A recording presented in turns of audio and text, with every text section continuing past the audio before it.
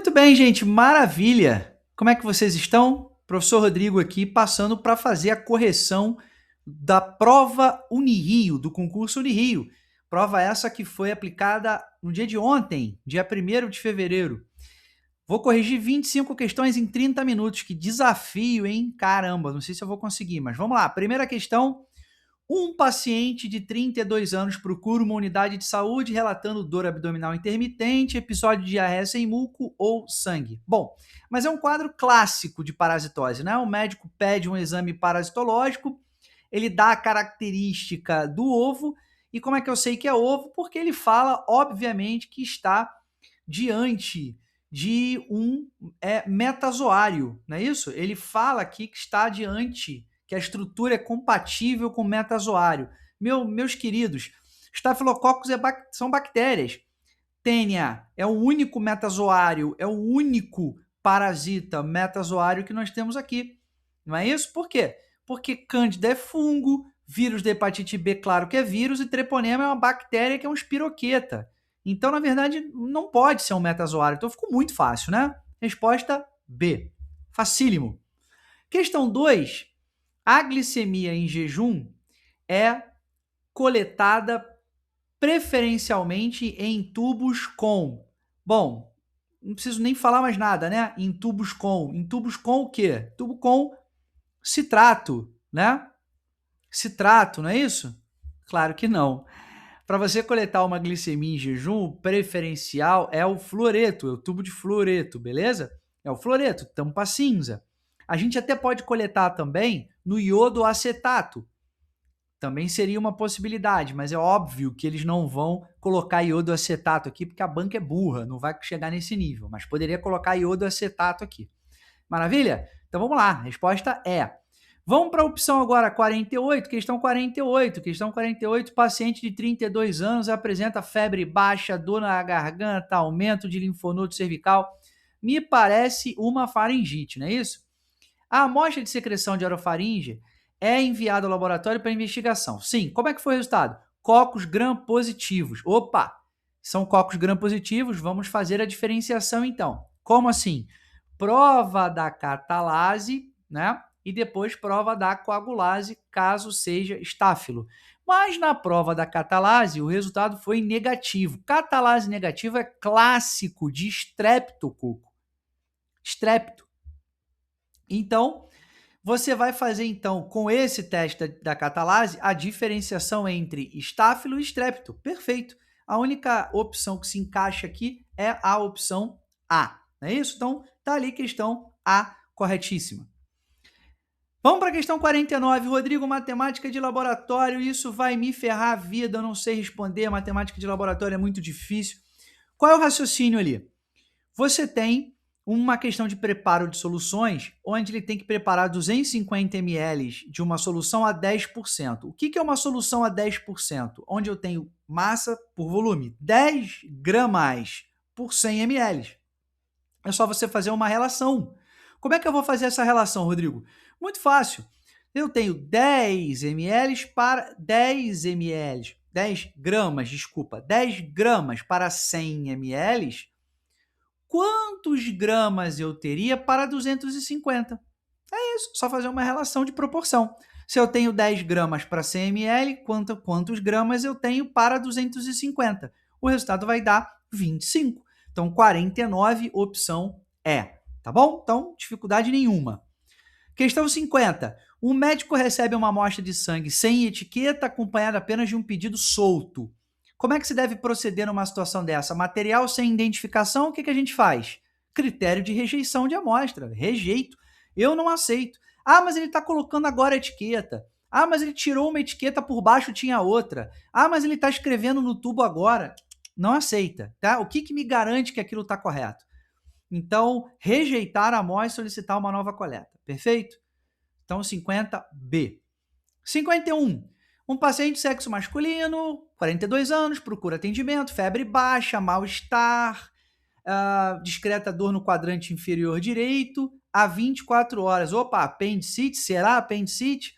Médico pediu um hemograma, leucocitose de moderada, tá? de moderada a intensa, 18 mil já está partindo de moderada a intensa. E na contagem diferencial, 18% de bastões, o valor de referência é 5%, 18%. Não se referiu a meta e mielo, mas possivelmente também temos desvio de meta e mielo. Isso é configurado como desvio à esquerda. Muito fácil, tá bom? Então, 51, resultado D.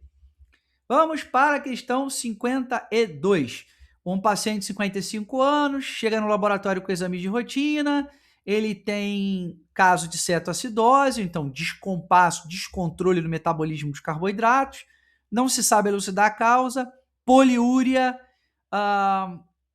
perda ponderal de peso, isso é clássico de diabetes. Clássico diabetes.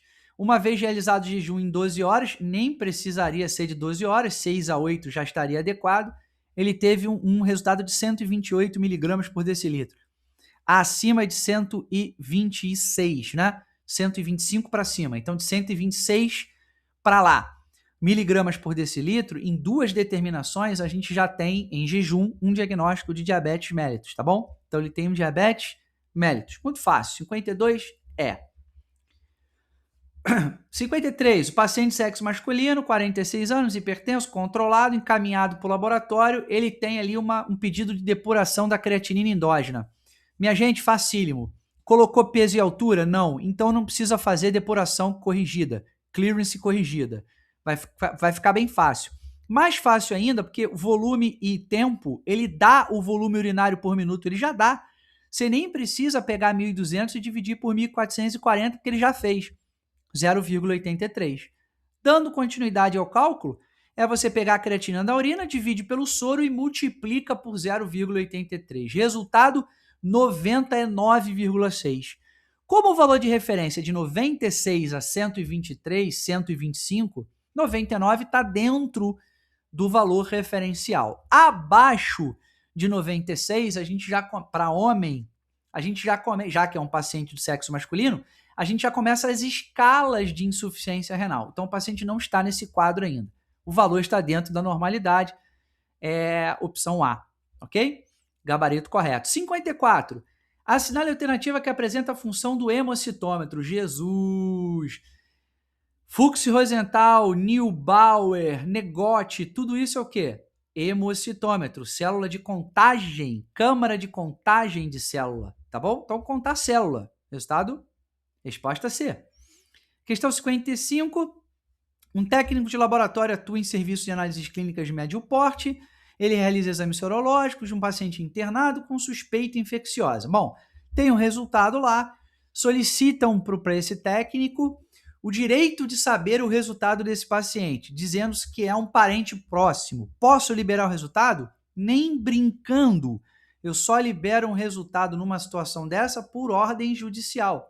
Por quê? Porque eu tenho critérios de confidencialidade, tá bom? O paciente ele tem o direito de ter o seu resultado sob um processo de confidencialidade. Eu não posso passar o resultado de um paciente para terceiros, só sob ordem judicial. Resposta B. Paciente aqui, resposta à questão 56, uma mulher, 46 anos, com características de alteração de tireoide, o médico pede uma avaliação de tireoide e o que nós temos de resultado? Um TSH alterado, TSH aumentado, T4 livre dentro da faixa, não, T4 livre baixo, então TSH alto com T4 livre baixo. Isso é característico de hipotireoidismo. Rodrigo, hipotireoidismo primário ou hipotireoidismo central? Primário. Qual é o macete? O hipotireoidismo central, o TSH é baixo. TSH normal, hipotireoidismo primário. Beleza? Questão, então, resposta A. Questão 57, um paciente de 27 anos com um quadro de febre alta, dor retroorbital, cefaleia, mialgia, quadro típico de dengue, né? O chikungunya, mas essa dor retroorbicular muito característico de dengue. Uma vez que o médico tenha pedido sorológico para dengue, NS1 deu positivo, IgM negativo e IgG negativo. Então, Rodrigo, não tem infecção aguda, né? Porque IgM está negativo, não tem resposta sorológica ainda. Mas o NS1 ele é mais precoce. Então, eu tenho uma infecção recente aguda. Por que eu sei disso? Porque o NS1 pesquisa antígeno. Eu tenho um anticorpo no teste que pesquisa a presença do antígeno do paciente, mais precoce. Estando positivo o NS1, temos e acompanhado do quadro clínico, nós temos uma infecção recente aguda. A resposta é. Vamos para a questão 58. Tudo clássico aqui falando de um Mycobacterium tuberculosis, e aí você teve um problema, uma alteração, um acidente, não é isso? Envolvendo Mycobacterium tuberculosis e secreções respiratórias. O que se deve fazer numa situação dessa? Eu limpo rapidamente? Eu continuo o trabalho? Não. Grupo de risco 3. Eu paraliso a atividade, evacuo o ambiente e sinalizo e faço todo o processo de descontaminação adequado. Resposta à questão 58C, tá bom? 59. Um homem de 39 anos, trabalhador rural, teve um pedido de parasitológico feito, só que a técnica foi Berman-Moraes, que é a utilização do aparelho extrator de larvas. Eu observo larvas rabiditoides móveis com esôfago alongado. Quem tem essa característica? Quem tem? Strongyloides stercoralis. Beleza? Eu justamente faço a avaliação da larva para diferenciar essa questão que é muito, muito típica, que são os ancilostomídeos. E aí eu posso confundir os strongyloides com o necator. Como é que eu faço a diferença? Avaliação da larva. Quem tem o esôfago alongado aqui? Os strongyloides stercoralis. Perfeito? Muito típico. Avaliação de larva. Questão 60.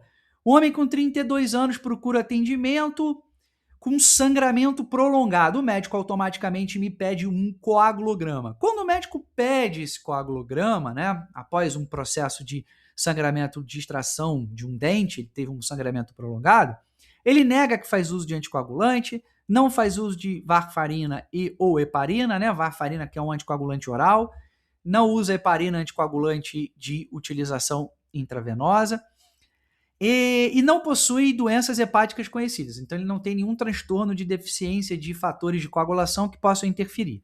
O médico solicitou o TAP e o PTT, e o que aconteceu ali? O TAP dele 12 segundos, normal, né, dentro da referência, e INR também normal. PTT alterado, até 35, deu 54. Contagem de plaquetas está dentro do padrão. Não temos problemas nem quantitativos nem qualitativos com as plaquetas. O problema parece ser o PTT.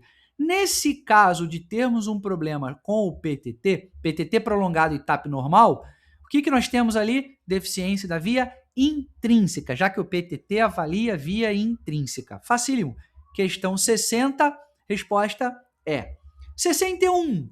Uma placa de agar contaminada usada para cultura deve ser descartado em onde? Lixo comum, pelo amor de Deus. Ela deve ser autoclavada e descartada como infectante. Então, 61, a resposta é D.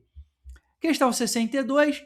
Paciente de sexo feminino, 42 anos, iniciou acompanhamento endocrinológico em decorrência de queda de cabelo e unhas fracas. Após pesquisar na internet, começou a tomar por conta própria biotina, muito comum, né? Se automedicar. O que a biotina em alta dose ela vai causar? Vamos lá. Quais foram os exames solicitados? Bateria de TSH, T4 livre, troponina, dosagem de hormônio da paratireoide, dosagem de vitamina D. Todos esses hormônios, todas essas dosagens, de certa maneira, são provas imunológicas, porque elas acabam sendo pesquisadas por anticorpos monoclonais, em sua maioria. Então, o que nós estamos realizando aqui são, de certa forma, exames imunológicos, de cunho imunológico. Então, já dá para responder pelo enunciado. Então, com base nesse contexto, é correto afirmar que os exames mais susceptíveis à biotina são altas doses e quais são, né? Quais são os exames? Imunológicos, porque é o que ele está citando. Ele no texto não está falando de exame hematológico, microbiológico, parasitológico, nem TAP-PTT. Ele está falando de exame imunológico. Então, a resposta de 62 é D. Nem precisaria saber quais alterações são típicas com alta concentração de biotina. Era só interpretar o texto. 63. No controle interno da qualidade, da qualidade, cada laboratório deve usar controle uma vez ao mês, utilizar controle diariamente, né? O controle interno da qualidade faz a reprodutibilidade, a precisão, é todo dia. Questão 64. Paciente de 68 anos procura atendimento com fadiga intensa, dor difusa, especialmente na coluna e nas costelas. O hemograma avalia anemia normocítica normocrômica. Os exames bioquímicos mostram o cálcio sérico elevado. O médico solicita eletroforese de proteínas, o que encontra uma alteração monoclonal. O resultado mostra uma banda estreita e bem definida na fração gama. Então, ele tem uma gamopatia monoclonal. Isso é característico com que, Rodrigo? Isso é característico de que? Mieloma múltiplo. Resposta à questão 64, C. 65. Assinale a alternativa que apresenta o principal risco químico em laboratórios. Minha nossa, produtos corrosivos, né? Produtos corrosivos, sem dúvida, um ácido sulfúrico, tá bom? 65, C. Durante a coleta de sangue para garroteamento prolongado, mais de 1 minuto, qual é o erro pré-analítico mais provável, tá? Mais provável.